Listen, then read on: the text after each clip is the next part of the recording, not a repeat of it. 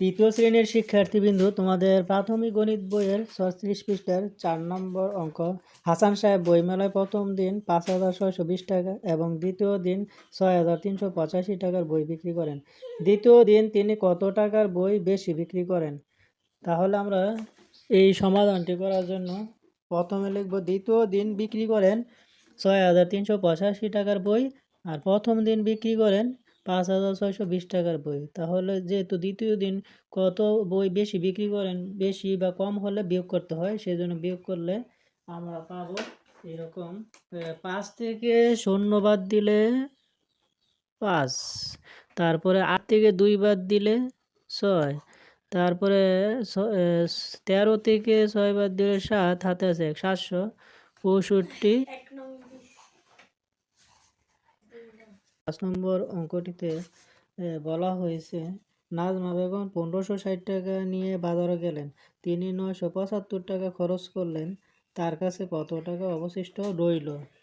এখন আমরা এটা সমাধান করার জন্য প্রথম লাইনে লিখব বাজারে নিয়ে গেলেন, 1560 টাকা খরচ করলেন, 975 টাকা অবশিষ্ট বের করতে হলে বিয়োগ করতে হবে। বিয়োগ করলে 575 টাকা। 6 নম্বর অঙ্ক, রহিম সাহেবের মাসিক আয় 18,550 টাকা এবং মাসিক ব্যয় 17,984 টাকা। তার মাসিক জমা কত? এই অঙ্কটি আমরা সমাধান করার জন্য প্রথমে লিখব মাসিক আয় 18,550 টাকা, মাসিক ব্যয় 17,984 টাকা, মাসিক ব্যয় 17,984 টাকা, মাসিক জমা তাহলে আমাদের বিয়োগ করতে হবে। বিয়োগ করলে 566 টাকা, উত্তর 566 টাকা। পর অঙ্ক, লিমার 3,470 টাকা আছে এবং রাহুলের 2,645 টাকা আছে। লিমার কত টাকা বেশি আছে? আমরা আগেও করেছি, বেশি থাকলে বিয়োগ হয়, আবার কম থাকলেও বিয়োগ হবে।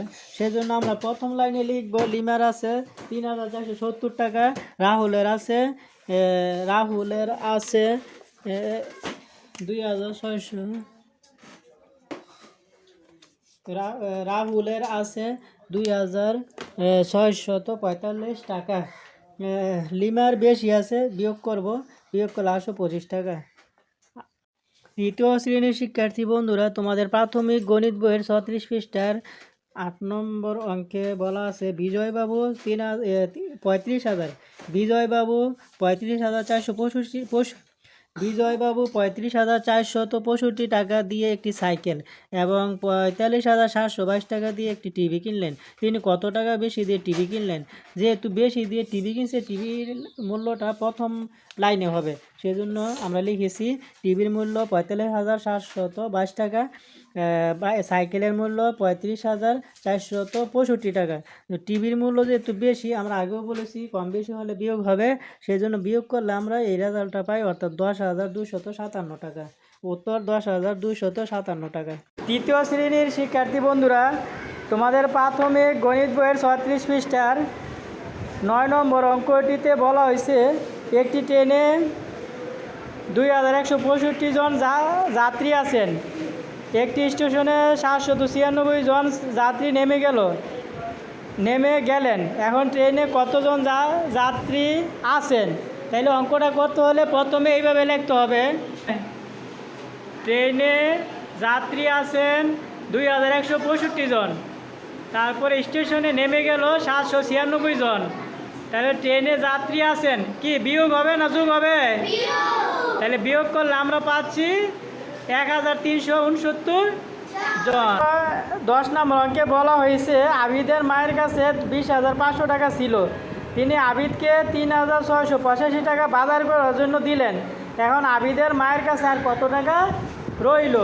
আবিদের মায়ের কাছে ছিল 20,500 টাকা, আবিদকে দিল 3,685 টাকা। তাহলে আবিদের মায়ের কাছে রইল, কি যোগ হবে না বিয়োগ হবে? তাহলে বিয়োগ করলে আমরা পাচ্ছি 16,815 টাকা। উত্তর 11 নম্বর অঙ্কটা যেভাবে আছে শোনো, 11 নম্বর অঙ্কটাতে আছে নাসিমা বেগম বছরে 1 লাখ টাকা আয় করেন এবং 88,755 টাকা ব্যয় করেন। তার বছরে কত টাকা জমা থাকে? তাহলে উত্তরটা করার জন্য আমরা আয় করেন 1,00,000 টাকা, ব্যয় করেন 88,755 টাকা, তাহলে যোগ হবে না বিয়োগ হবে?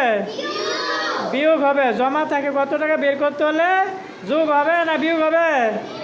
তাহলে বিয়োগ করলে হয় কত টাকা? এটা 11,245 টাকা। উত্তর 11,245 টাকা।